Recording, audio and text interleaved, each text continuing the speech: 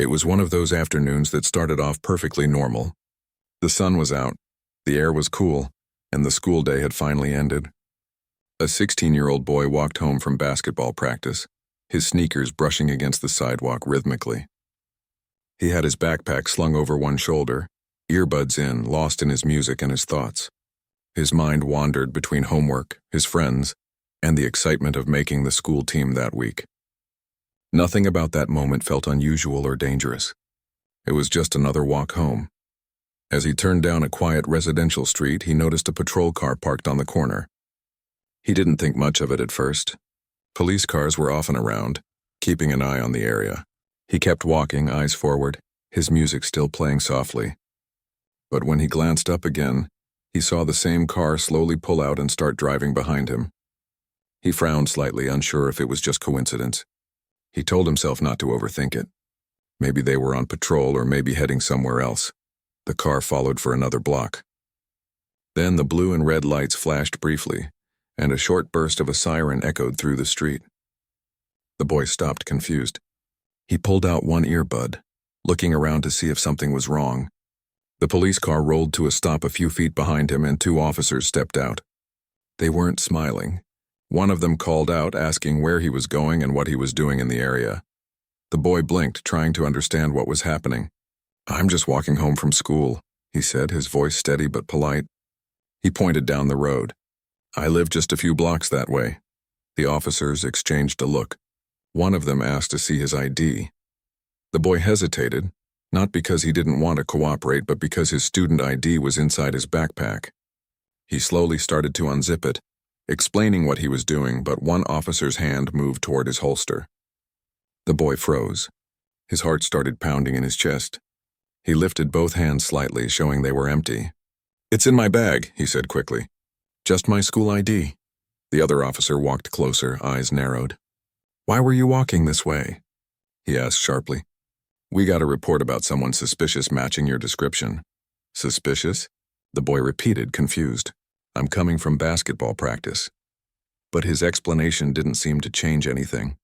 The officer told him to keep his hands where they could see them. His backpack was now lying on the ground, unzipped, with a book sticking out of it. A few neighbors had started to peek through their windows. A woman walking her dog stopped across the street, watching quietly. The boy's stomach tightened.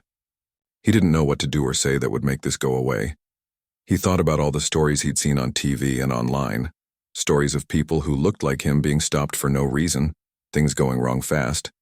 He never imagined it could happen to him, especially not in his own neighborhood. His throat felt dry. "Can I please call my mom?" he asked softly. The officer didn't answer right away. The silence between them felt heavy. One of them muttered something into his radio. The other kept his hand near his waist, eyes locked on the boy like he was waiting for a sudden move. Every second felt longer than the last. A car passed slowly, the driver staring through the window, phone in hand, recording. The boy noticed it and felt a strange mix of embarrassment and fear. He wasn't doing anything wrong, yet somehow he was the center of a scene that made him look guilty. The world around him felt distant. The sound of the wind, the barking dog down the street, everything faded into the background. He took a small breath and tried again. "Please," he said. "My mom works for the government. She can explain." He didn't mention her exact job. He wasn't sure if that would make things better or worse. The officers looked skeptical. One of them said, "We'll see about that," and told him to stay put. Minutes felt like hours. The boy's hands started to tremble slightly, not out of defiance, but from the sheer weight of being misunderstood. He wanted to cry, but he forced himself to stay calm. He remembered his mother's advice. "If you're ever in a situation with the police, stay respectful, keep your voice low, and don't make sudden moves." He clung to those words like a lifeline. The radio on one officer's shoulder crackled again. The boy couldn't make out what was being said, but the tension in the air didn't ease. He felt exposed, standing there under the afternoon sun with everyone watching. The whole thing seemed unreal, like he was trapped in a moment that didn't belong to him. A few blocks away, his mother was finishing her day at the federal office where she worked. Her phone buzzed on the desk. It was a call from one of her neighbors. The woman's voice on the other end was shaky. She said she saw police stopping a boy near the park who looked just like her son. The mother's heart skipped a beat. She asked what was happening, but the neighbor didn't know much, only that there were 2 officers and flashing lights. The mother didn't hesitate. She grabbed her keys, her badge, and her jacket and rushed out the door. She'd been trained to stay calm in crises, but this was different. This was her child. Back on the street, the boy was still standing still, his palms slightly raised. The officers asked more questions, where he went to school, if he had been in the area earlier. Their tone wasn't friendly, and the more they talked, the more it felt like they were trying to find something wrong instead of understanding the truth. The boy answered carefully, making sure not to sound angry or sarcastic. Every word mattered. A small group of onlookers had gathered now, whispering among themselves. Some filmed quietly. Others just stood with worried expressions. The boy could feel every eye on him, but the 2 officers seemed to ignore the attention. He wished he could disappear. Then in the distance, the sound of a car engine grew louder. A black SUV turned the corner sharply and pulled up fast. The driver's door opened before the vehicle even came to a full stop. A woman stepped out, her face calm but eyes sharp. She moved with purpose, her badge already visible around her neck. The officers turned to look, and something in their body language changed instantly. But before that moment fully unfolded, the boy could only stand there, unsure of what would happen next. His chest rose and fell quickly, the tension almost unbearable. He had no idea that his mother was only seconds away, or that everything was about to shift. All he knew was that his walk home, a simple, ordinary routine, had become something he'd never forget. As the sunlight began to fade, the street felt quieter, heavier. The air seemed to hold its breath. The boy blinked against the brightness of the flashing lights, wishing he could rewind the day to when everything was still normal. He didn't know yet that the strongest person he knew was already on her way, and that she was about to change the entire tone of the scene. For now he stood still, scared, tired, but trying to believe that doing the right thing would still matter. The mother drove faster than she ever had before. Her heart pounded in her chest as she replayed the neighbor's words over and over. She couldn't believe it. Her son, the kid who spent his afternoons on the basketball court and evenings doing homework surrounded by police, every instinct inside her screamed that she needed to get there, not as an agent this time, but as a mother. She turned down the familiar street, her eyes scanning for flashing lights. And there they were, 2 officers standing beside a boy she knew better than anyone in the world. Even from a distance, she could see the tension in his body, the way his shoulders were stiff, his hands still raised slightly. The sight hit her like a punch to the chest. She parked sharply at the curb and stepped out. Her voice was calm but firm. "What's going on here?" she asked as she walked toward them. Her badge hung from a chain around her neck, catching the last bit of sunlight. The officers turned at once. Their eyes widened slightly when they saw who she was, but she didn't slow down. One of the officers tried to speak, stammering something about a report and a description. She held up her hand to stop him. "That's my son," she said, her tone steady but laced with quiet authority. The boy finally exhaled, relief flooding through him. He wanted to run to her, but he stayed still, watching. The officers froze, clearly unsure what to do next. The mother moved closer to her son, checking his face and hands, making sure he was okay. Then she turned back to the officers. "What was your reason for stopping him?" she asked directly. The taller officer swallowed hard. "We received a call about a suspicious person in the area matching his description," he said, his voice suddenly more careful.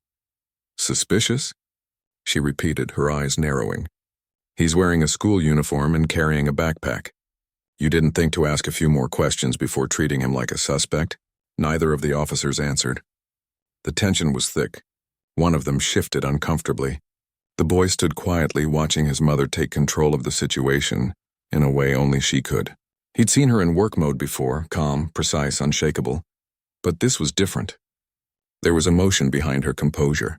She was angry, even if she didn't raise her voice. She asked again for the details of the call, and the officer admitted it came from an anonymous source. The mother's jaw tightened. So no proof, no clear reason, just a description that could fit any number of kids walking home, she said. Her tone was sharp but measured. "And your first move was to pull out weapons?" The shorter officer started to protest, saying they never pointed their guns.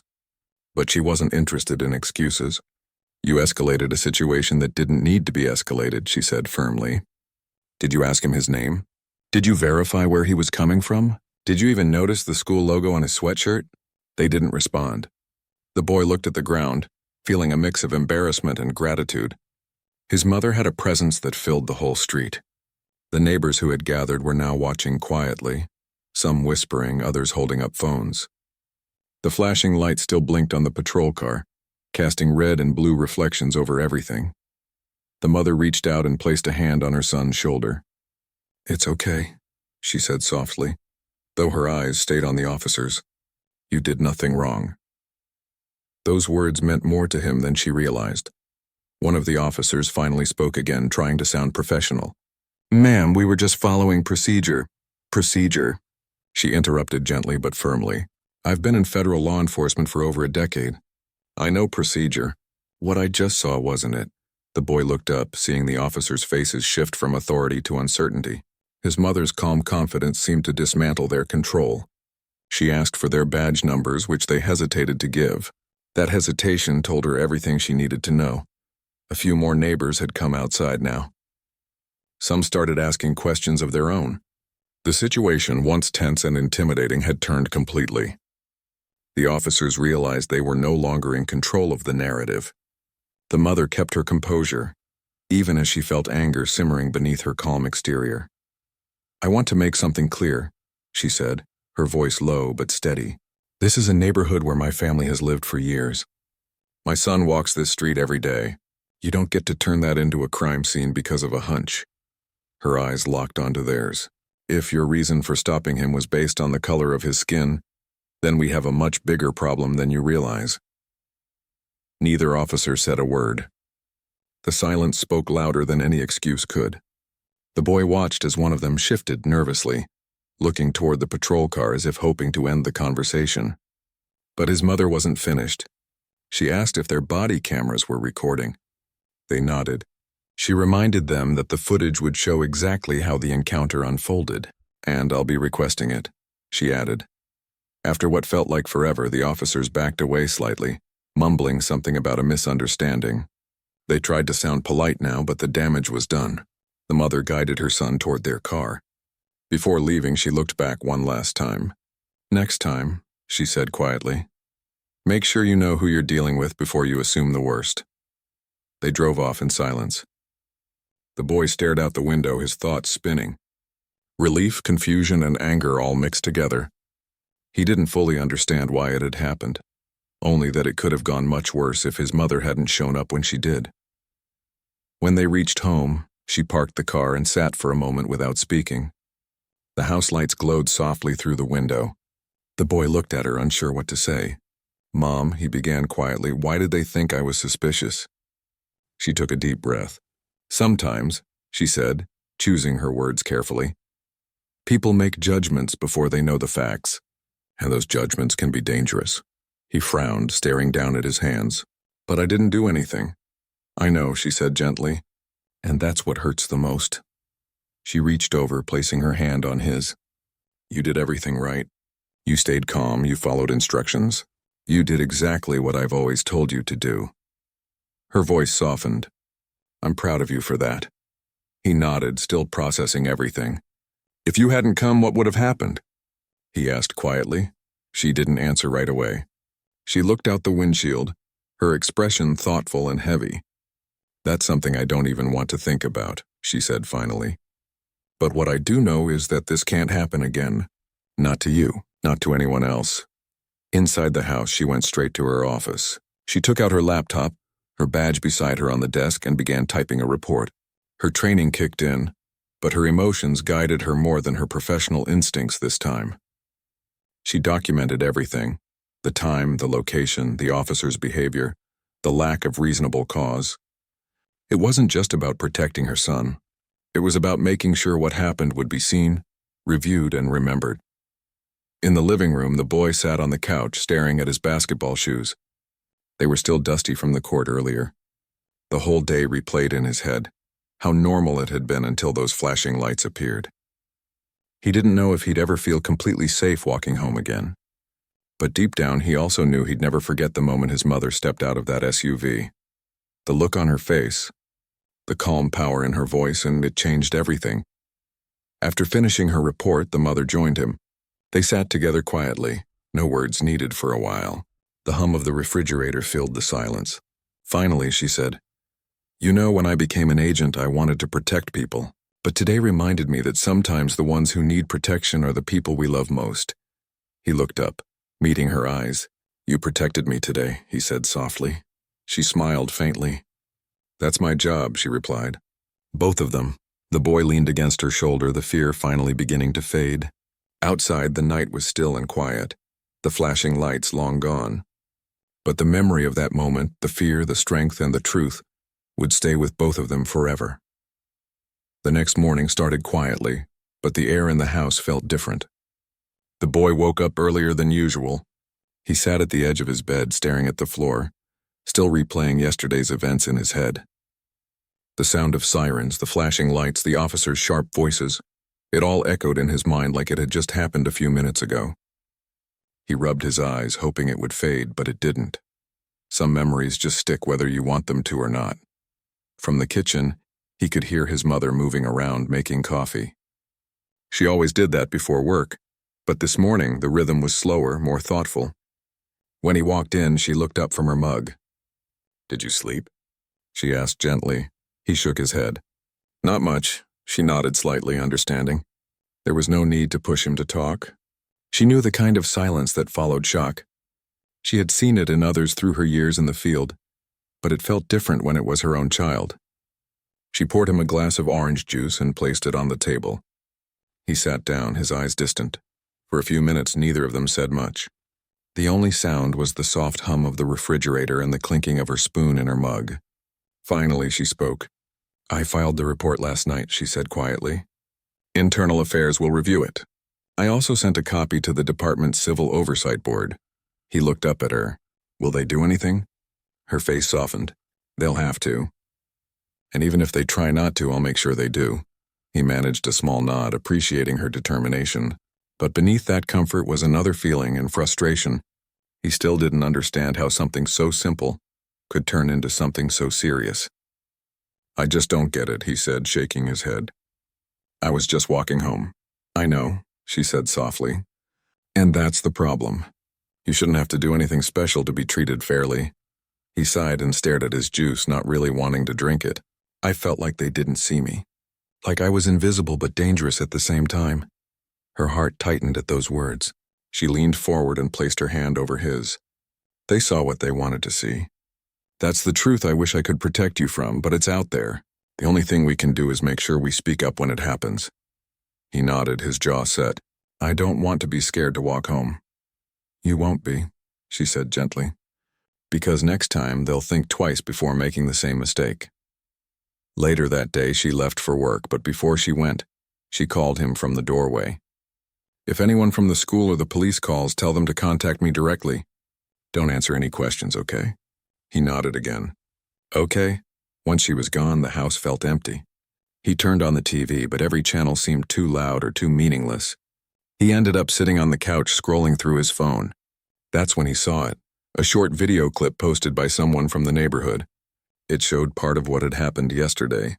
The flashing lights, the police talking to him, and then the moment his mother arrived. The caption said something like, "Cops stop teen for no reason until his FBI mom shows up." His stomach dropped. The video already had hundreds of views and comments.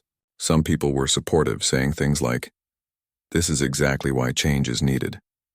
Others were dismissive or defensive. He didn't even want to read the arguments. He locked his phone and tossed it aside. That evening, when his mother came home, she noticed something was wrong. He was quieter than usual, eyes heavy. "What happened?" she asked. "Someone posted the video," he said softly. "It's everywhere." She sat down next to him and let out a slow breath. "I figured it might show up online. People were filming. I don't want people talking about it," he said. "It's weird seeing it like that. Like it's a story, not something that actually happened to me." She understood completely. "It's hard," she said. "But sometimes those stories need to be seen so people know what really happens." He leaned back, staring at the ceiling. I just wish it wasn't me. She nodded. I know, but you handled yourself with so much control. That matters. Over the next few days, the story spread quietly through the community. Local reporters began calling her office for a statement, but she didn't speak publicly. She wanted the official investigation to happen first.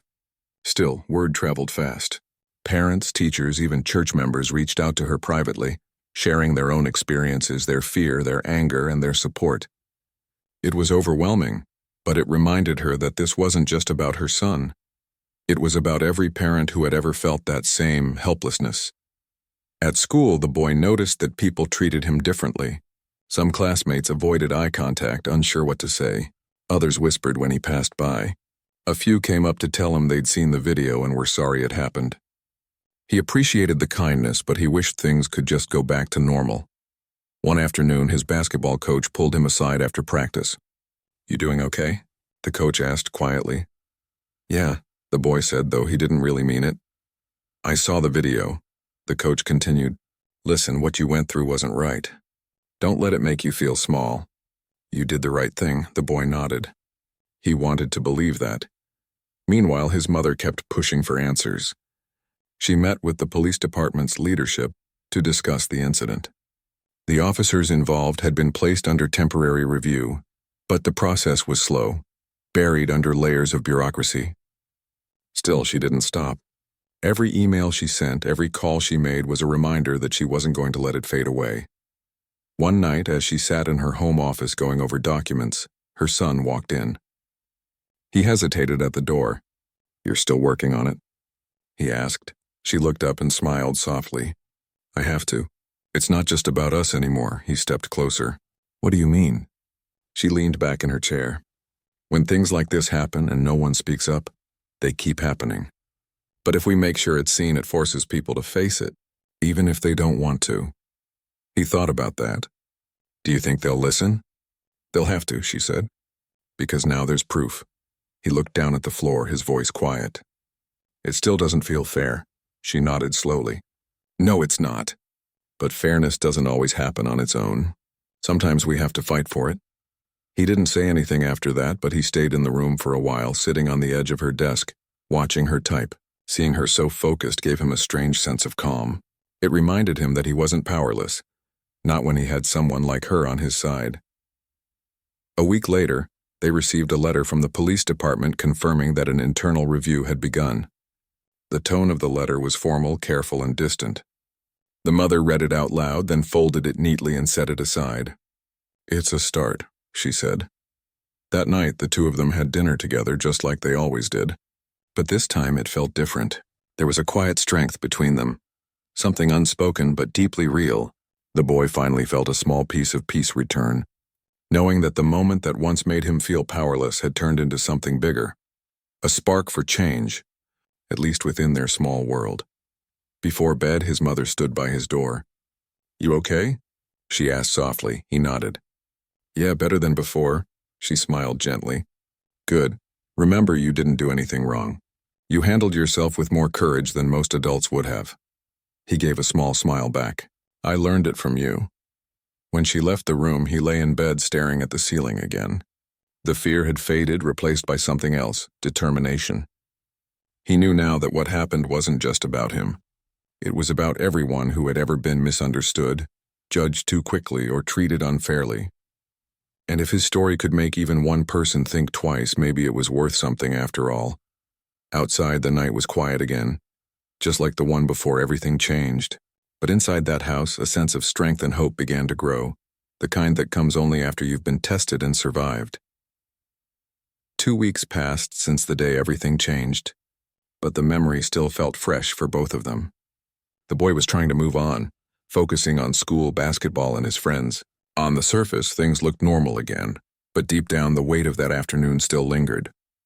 Every time he saw a police car, his stomach tensed without meaning to. He'd tell himself to relax, but the fear was hard to shake. His mother noticed it.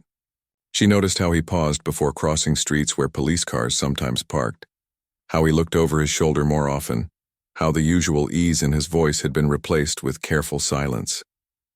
She didn't push him to talk, but she made sure to be there and always nearby, always watching, always making sure he felt safe. At her office, she had been called into several meetings about the case. Her report had reached higher levels than she expected. Some people praised her for standing up for what was right, while others suggested she was making too much noise. She didn't care. She'd faced worse pressure before. This was personal, and she wasn't about to let it slide.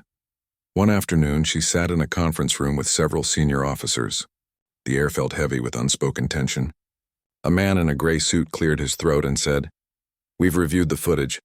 It shows that the officer's approach was questionable, she repeated calmly. That's the word you're using? He shifted in his chair. They didn't technically violate protocol. She leaned forward slightly. Then the problem is your protocol. Her tone was calm but sharp enough to make the room quiet.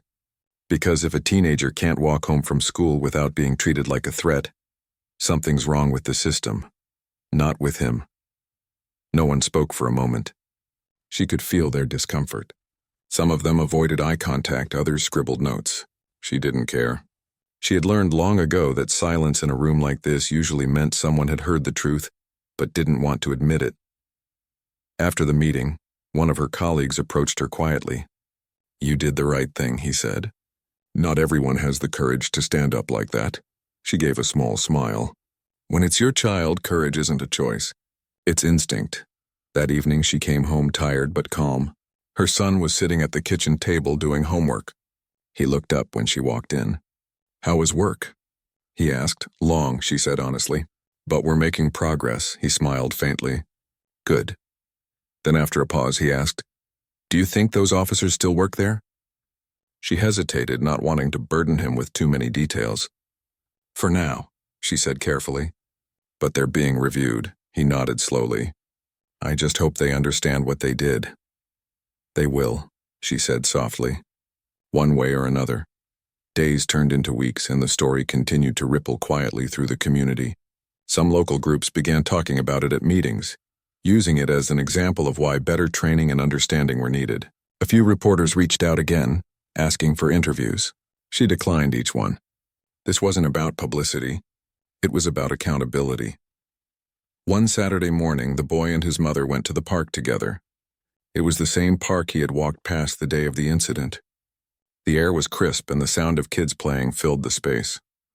For a while, they just walked in silence, the sun warm on their faces. Then she said, How are you feeling these days? He thought about it for a second. Better. Still weird sometimes, though. Like I keep thinking people are watching me. She nodded. That feeling doesn't go away right away. But you'll get stronger from it. You already have, he kicked at a small rock on the path. I don't want to be scared anymore. You won't be, she said gently. You faced it once and got through it. That's strength. Real strength. They stopped at a bench near the basketball court and she watched him as he looked at the players shooting hoops. You should play, she said, smiling. He laughed softly. You think so?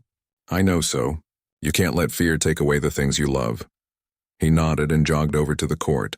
After a few minutes, he was laughing again. His movements light and free, like the weight on his chest had lifted a little. She sat there watching, her heart full of pride and relief. That was the sight she had been waiting for, her son being himself again. But that peace didn't last long.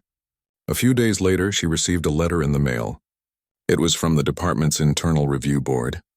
It stated that the officers involved would receive additional training and a written warning, but there would be no suspension or official disciplinary action. She read it twice, then set it down slowly. Her hands trembled slightly, but her expression stayed calm. She had expected it, but that didn't make it any less disappointing. That night, she showed the letter to her son. He read it quietly, his eyes scanning every word. That's it? He asked softly. That's it, she said. He shook his head. So they just get to keep doing the same thing? She sighed. For now. But they'll know we didn't stay silent. And that's the first step, he frowned. It doesn't feel like enough. It never does, she admitted. But change takes time, and sometimes it starts with one small crack in the wall. For a while they sat in silence. The disappointment hung heavy between them, but there was also something else. Resolve. She reached across the table and squeezed his hand. We did what we could, she said. And we'll keep doing it. Over the next few days, she started receiving messages from people she didn't even know. Some were other parents sharing their stories. Others were officers who quietly agreed that the system needed change. One message stood out. It came from a retired police chief who had seen the video online. He wrote, "You reminded me why accountability matters. Don't stop pushing for it." She read that message aloud to her son. For the first time in days, he smiled. "See," she said, "it's working, one person at a time." That weekend, the two of them attended a small community meeting about building trust between law enforcement and residents. It wasn't a formal event, just neighbors sitting in a circle at the local community center talking honestly. When it was her turn to speak, she stood and said, "I'm not here as an agent tonight. I'm here as a mother. I want to believe that every child can walk home without fear. But that can only happen if we're all willing to look at the truth, even when it's uncomfortable." The room was quiet. Then someone started clapping, and soon everyone joined in. It wasn't applause for her title or her position. It was for her honesty. Her son sat in the back watching proudly. For the first time, he saw his mother not just as his protector, but as a force for change. She wasn't fighting just for him anymore. She was fighting for everyone who might find themselves in his shoes. That night, as they walked home together, the streetlights flickered gently above them. The boy looked around, feeling a calm he hadn't felt in weeks. The fear was still there, buried deep, but it was quieter now, replaced by something stronger. Hope. When they reached home, she unlocked the door and turned to him. "You did great tonight," she said. He smiled, surprised. "Me? I didn't even say anything." "You showed up," she said simply. "That's how change starts." He thought about that as he went to bed. He realized she was right. Sometimes being brave didn't mean shouting the loudest. It meant standing tall, even when the world tried to make you shrink. As the days moved forward, their lives slowly returned to a new kind of normal. They still talked about what happened sometimes, but it wasn't just a painful memory anymore. It had become something else. A reminder of strength, of courage, and of the power of speaking up. And while the world outside hadn't changed overnight, inside that small home something important had shifted. They both knew now that even in the face of injustice, calm strength could shine brighter than fear. It was that quiet strength that carried them through each new day. A mother and her son, walking forward together unbroken. Months had passed since that unforgettable day, and life was beginning to find a steady rhythm again. The boy had grown more confident, and though some shadows of fear still lingered, he was learning how to live without letting them take over. His mother noticed the change every day, the lighter way he laughed, the steadier way he looked people in the eye, and the way he carried himself with quiet pride. He was healing one day at a time. At school, he had started helping with a student group that talked about fairness, respect, and how people could understand each other better. It wasn't something he had planned to do. One of his teachers had suggested it after hearing about what happened. At first, he hesitated. He didn't want people to look at him differently or pity him. But after thinking about it, he realized he didn't have to tell his story in full. He just had to be part of the solution. One afternoon, during a meeting, a younger student asked, "What do you do when people don't see you for who you are, only for what they think you are?" The boy sat quietly for a moment, then said, "You keep being yourself. Because the more you hide, the more they win. But when you stand your ground, you remind them you're real." Everyone went silent for a moment. Then someone nodded, and the conversation grew from there. He didn't realize it then, but his words had power, quiet, honest power. Meanwhile, his mother was working on a new project at her office. It wasn't part of her usual duties, but she had proposed it herself. A program designed to help law enforcement officers better understand the communities they served. It included discussions, workshops, and opportunities for officers to meet families, students, and local leaders, not as statistics, but as people. It wasn't an easy thing to get approved, but after weeks of convincing and presenting data, she got the green light to start. On the first day of the program, she stood before a room full of officers, some of whom looked skeptical. She began by telling them a simple story, not about rules or training, but about humanity. "Every time you stop someone," she said, "you're stepping into a moment that will stay with them long after you've moved on. That moment can teach fear or it can build trust. The choice is yours." By the end of the session, she saw a few heads nodding, a few expressions softening. It wasn't a complete change, but it was a start, and that was enough for her. At home, things felt different now. The conversations were lighter. Sometimes they joked about simple things, like how he always forgot to take the trash out or how she could never get the TV remote to work. Other nights, they talked about the future. He wanted to go to college, maybe study criminal justice, maybe psychology. He said he wanted to understand people, really understand them. She smiled every time he talked like that. She knew his pain had turned into purpose, and it made her proud beyond words. One evening, as they sat on the porch watching the sun go down, he said quietly, "Do you think people can really change?" She looked at him thoughtfully. "Yes," she said, "but not all at once. Change is slow. Sometimes it's one person, sometimes one moment, but it happens. I've seen it." He nodded, thinking about everything they'd been through. "I just wish it didn't take something bad for people to start caring." She sighed softly. "Me too. But sometimes the hardest lessons open the strongest hearts." There was a quiet peace in their home that night, the kind that comes after a storm, when you know the worst has passed, even if the sky still holds a few dark clouds. A few months later, the boys' school held an event to celebrate community leaders. His teacher had secretly nominated his mother for an award. When the principal announced her name, she looked surprised, almost embarrassed as everyone clapped. Her son grinned from the crowd, his eyes bright with pride. When she went up to accept the award, she said, "I didn't do this alone. I did this because one day something happened that made me realize silence isn't protection, it's permission." And I couldn't stay silent anymore. Her voice didn't waver, but her eyes shimmered. After the event, people came up to talk to her, parents, students, teachers. They thanked her for what she'd done, for what she'd stood for. But the best part was when her son came up to her and hugged her tight. "You're the bravest person I know," he whispered.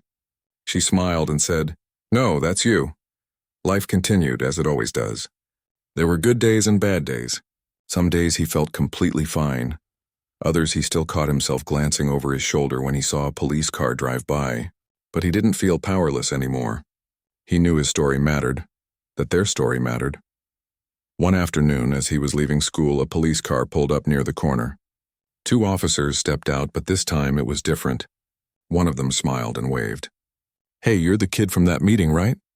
the officer said. The boy froze for a second, unsure how to respond. "Yeah," he said slowly. The officer nodded. "I wanted to say it, and I learned a lot that day. Thanks for sharing." Then he got back into his car and drove off. The boy stood there stunned. It was a small moment, but it meant everything. That evening, he told his mother about it. She smiled. "See," she said, "that's what change looks like. Quiet, but real," he grinned.